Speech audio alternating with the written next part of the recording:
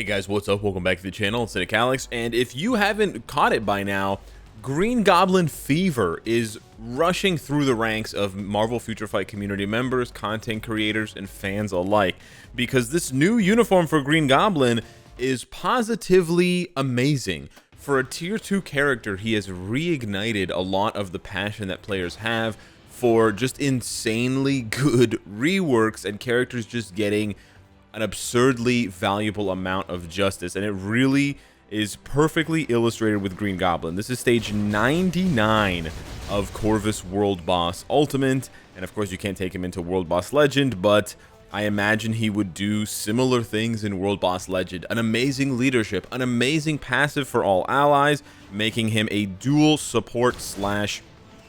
Oh, we missed the little thing there, but it doesn't matter because he's dead. He's a leadership, he's a support, and he has insane DPS. What?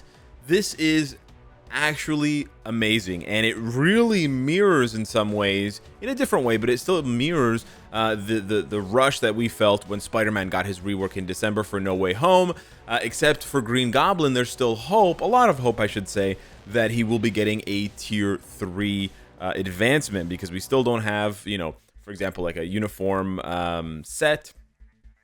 Lots of other things. We still have at least 9 days, according to the bonus mission. We have at least 9 days until the next update. So there's actually still quite a bit of time for him to get some kind of buff. And then if you go and look, if you go and Google on YouTube and you hit up Green Goblin, just type in Green Goblin MFF or Green Goblin ABX, and look at this. 9 million, no Obelette, no Odin's Blessing, free-to-play build. Green Goblin ABX. Green Speed Villain ABX Burn Season, testing Green Goblin. Maybe he has some potential. Get this man a tier 3. Moonbro says he's better than some tier 3 heroes as a tier 2 villain. OP, level 70, 9 million. I'm particularly focusing here on the 9 million ABX score because I cannot show you the 9 million ABX score. A lot of these were recorded on Saturday when it was the no restriction day, but it has now changed to be Universal Female Hero, I believe. And so, yeah, he's unfortunately... Green Goblin is a lot of things, and he's very powerful in MFF now, but he does not transform into a universal female hero. So we can go through some other bosses, but really, I want to show you the build here. We'll do his base stats. He's got pretty decent base stats, but it's not the base stats that make him good, right? You're probably thinking, okay, he's got really high base attack. Remember when we did the Transcendence on Mysterio? I believe at the time he had more base energy attack than Green Goblin. Green Goblin has just over, barely over 38,000 energy attack. Very low defenses, which is fine, and then 44,000 HP. And remember, speed types generally have the worst base stats, but Green Goblin says, I really don't care about any of that, because his leadership is going to give you 40 attack and 40% ignore dodge, which is pretty good, but it doesn't tell the whole story, because then his passives, he's going to give himself energy attack and skill damage, but then really it's also the Oz formula, giving villains increased damage to, so all villain allies get increased damage to both heroes and villains. So it doesn't have any damage reduction, probably not going to make him good for PvP, but it has some very good PvE presence for now and for future bosses because it applies to everyone. And then it's basically just his skills. He has a 100%. We talked about this, and we've seen it happen before with characters like Human Torch. Human Torch got one of the lamest looking reworks, right? When we look at the rework, we were like, bro, it's just a copy and paste of his Future Foundation uniform. And it was, with one key change. With Human Torch, they added 100% increased energy attack for 6 seconds on Fire Blast, where previously it was 10%. And it turns out, if you add a 0 to a number like 10, it really matters in Marvel Future Fight. There is such a thing as having an inflated energy attack stat that just goes to, you know, places far beyond the tier 2 heavens that we're used to. So I do think it's a combination of things. I think it's a combination of his leadership, his passive, and then Blade Drone Bombardment with the 100%. But then I think he just has he's a really good build, and he has skills that really synergize well. And the other thing that I want to point out for ABX specifically is he has burn, and he has, does he have paralysis? And he has paralysis. He's just missing silence, which is kind of interesting. He might end up getting silence on like a tier 3 skill or something like that. But yeah, Green Goblin, it's nutty, dude. And if you take a look at this build, what's his uniform effect? I can't remember. Chain hit damage. Wow. So honestly, given his uniform and stuff like that, really the only thing that jumps out at me as potentially busted is the 100%. and that is, I think, what's doing a lot of the work. He also gets 30% crit rate, and this is a 10-second buff, so you'll have this up immediately for the entire fight, so you can easily reach levels, you know, closing in on 60,000-70,000 energy attack, and he hits like a truck. He just hits like a truck.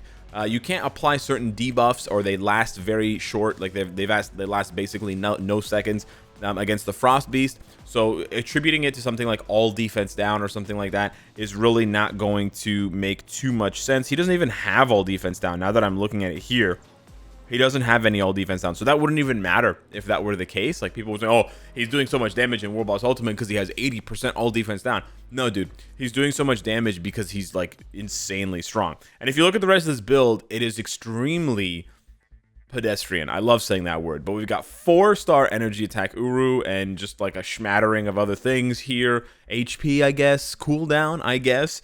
His stats are not capped. None of them are capped. I mean, none of them are even close to capped. I was going to say crit damage, but no, I'm 25% off on crit damage. It's not a good build, guys. I know I have good cards, but otherwise, it's not a good build. He's got his ISO at stage 7 out of 12. Yeah, speed rank 5, which is nice. And no artifact. And then he's got a fire damage 180 proc. So all that damage I did against Corvus, this is not even the right element for him. This obelisk is actually better suited for this uniform, which I'm not going to be using here in this video. But yeah, it's just busted, dude. You could give him a double poison damage obelisk, and he would run completely roughshod over some of these. I don't know, roughshod? I don't know how you say it. But dude, he's busted. He's honestly busted, and it's so good, and I cannot wait.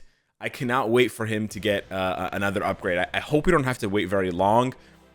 Because that would be, it would kind of be a shame, but still, it's a great uniform to pick up if you're looking for a, you know, really budget-friendly tier 2 character. That was the most delayed proc in the world. Even his first skill deals good damage.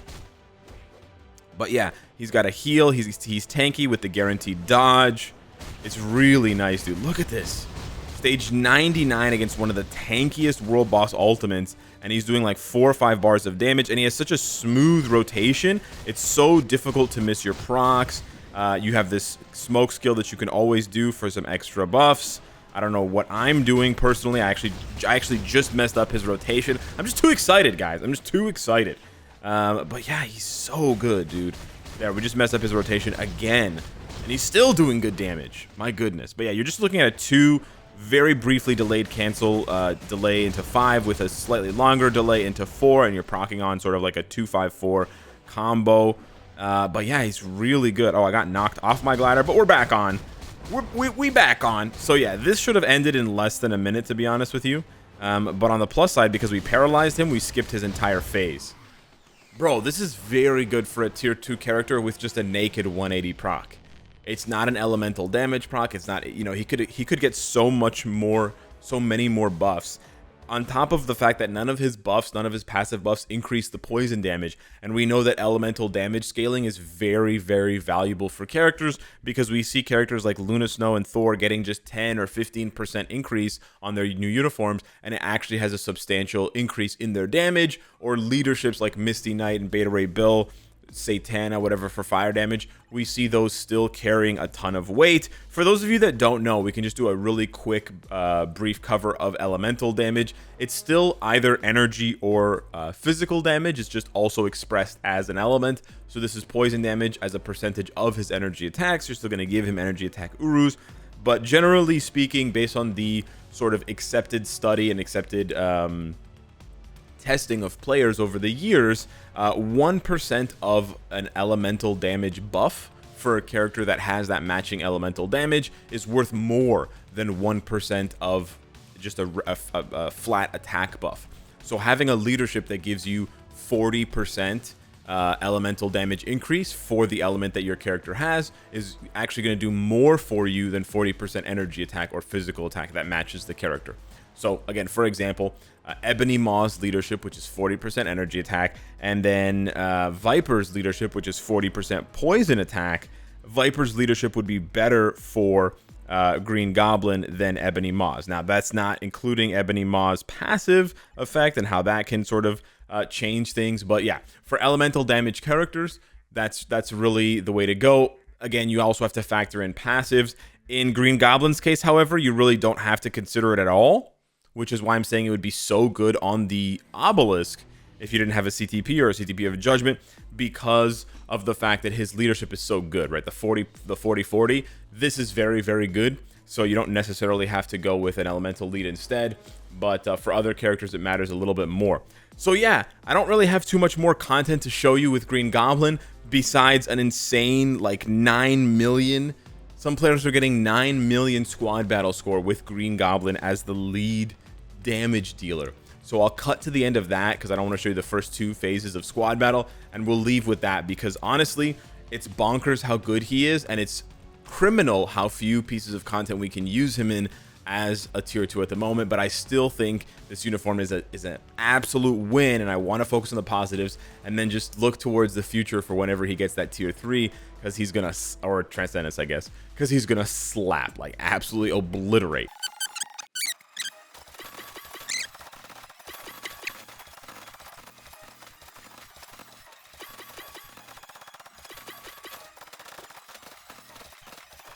Alright, so here we go. I haven't played Squad Battle manually in a long time, so we'll see if I still have what it takes to get the guns going. But yeah, there we go. Over 1 million on the first rotation. We are also going to have to play around with the light, so I do need to sort of, you know, I can't just do his rotation ad infinitum, but he does have a very good rotate, like he does have a very good positioning where he sort of stays in front of and hovers around the boss, and gives you just enough time. I think I could have grabbed that if I was a little bit quicker to catch those lights. But again, guys, this is just a proc. Okay, I was a little bit early with that one. That was a mistake. But this is just a proc obelisk, and I'm already at 4 million freaking points. Like, how is this possible for a tier 2 character, dude? He's doing like 700,000. Oh, I got stunned. That was bad. He's doing like 700 points of damage per rotation. Sometimes. And then he's not the fastest character, but he's still fast enough to pick up a lot of the light. And he has such a good range on his abilities that even though you seem like you're far away from Surtur, and you're like, oh, I won't be able to cancel into the 4th skill, he can cancel. He absolutely can cancel. So yeah, again, with just a regular naked proc, we're already closing in on 7+ million points. And there I just missed my proc, which is sad days, but it's okay. We're going to squeeze in some of these other skills so we can see the animations and get some extra damage and yada, yada, yada. But man, 7.6 million on a scuffed first run after auto-playing Squad Battle for months. 8.1. We're going to keep going up. Miss a proc. Okay, 8.4, 8.5. We're going to squeeze in one more proc here. Nice little burst damage. Like I was saying, 9 million plus. Easy. Easy to hit 9 million plus. That was 8.5. That was basically what I got with Electro. It's the new record. I actually just beat Electro's record by like 40,000. I don't know, guys. This is bonkers. He's really good.